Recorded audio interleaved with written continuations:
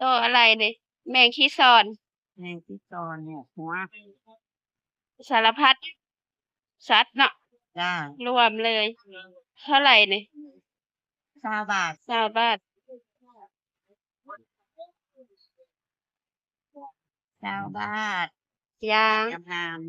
งามเนาะๆจ้าเอ็ดแห้งมาใหม่ๆเลยเนาะเอย่างมาแกงดอกใหม่แคแกงสดใส่ดอกแคๆก็ได้คนกินก็ได้ปลาย่างปลาร้าตปลาอนร้า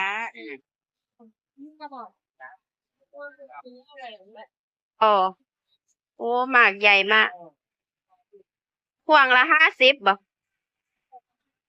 ข้างนี้สตอตรงนี้ใส่ให้เราแจกก่อนหมากสตอเข้าถึงมือเลยให้ทั้งสตอพังโคนอันก้อนเต็มของ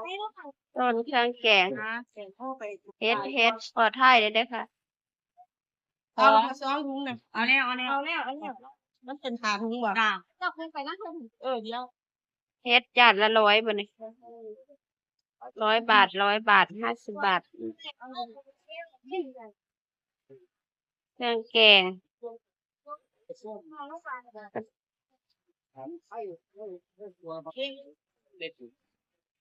เจียวเสวยมะม่วงมันฮะ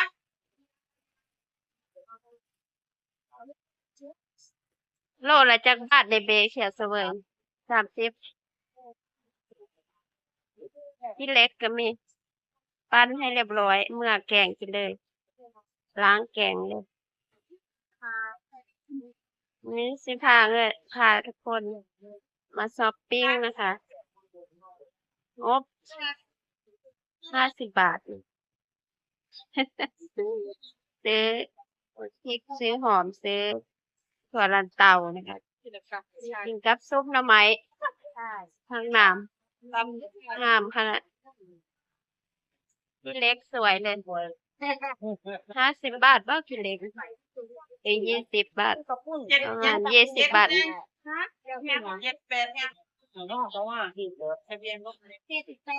ไปกัดตลาด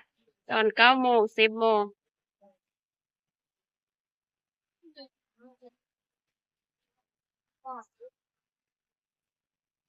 รอบๆมีหลายอาคารอยู่นะคะ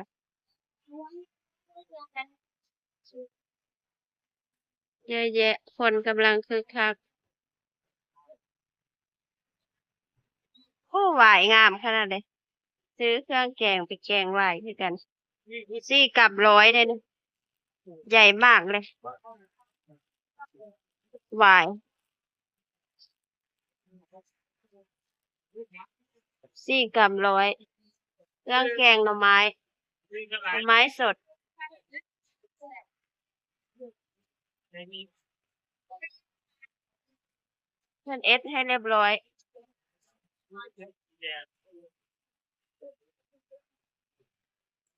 สดขนาดเลยหน่อไม้นี่หน่อไม้เลี้ยงหน่อใหญ่ๆเลย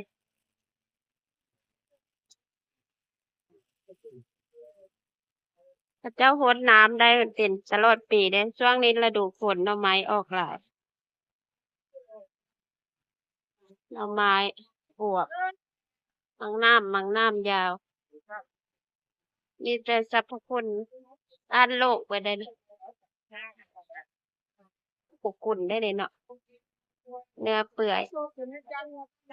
แม่นบ่บ่แม่นของกุ่นบ่บ่เนื้อเศษบ่ต้มค่ะเอาไปต้มแซ่บ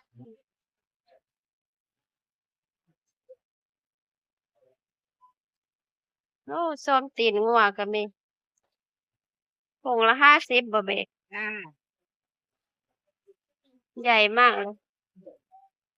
เบกกำลังเอ็ดอยู่มังม่วงก้นสดก็ยังอยู่นะเอาถึง9 บาทบ่ก็ได้ได้หลายขนาดเลย50ติตีนเนื้อๆเลยเน้นๆเลยขนมหัวงอกก็มีน้ำต้มขนมต้ม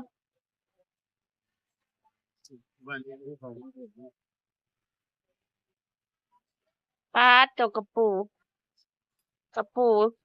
เชิงผู้ได้เนาะตัวกระปูถุงละ100บ่นี่กระปูนี่ถุงละ100บ่ 140ถุงละ40คือหลายแท้ แม่น บ่ลูกออสก็มี ลูกออสลูกกบ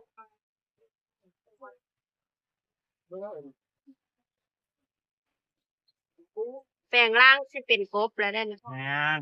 เป็นขาดแปลงร่างแล้วพี่น้องมี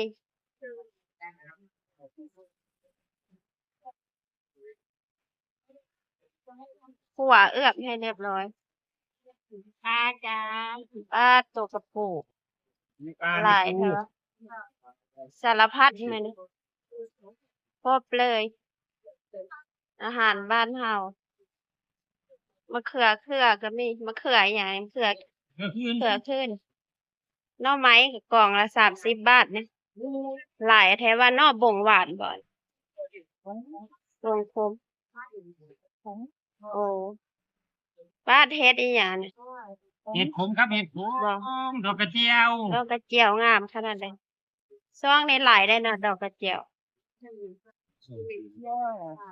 เฮ็ดขมเบะซ่อมให้เรียบร้อย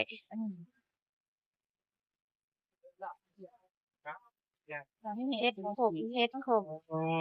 ใช่นะ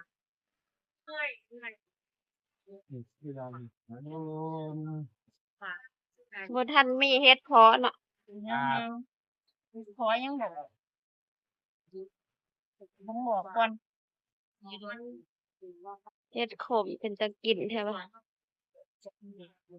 ตอนนี้เห็ดเห็ดเยอะครับเยอะแล้วเขากิน คักขะแยง มัดใหญ่แต่ว่ามัด5 บาท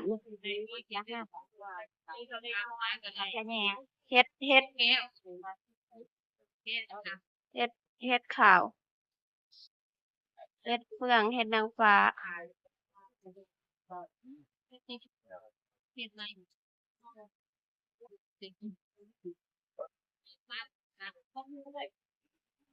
เฮ็ด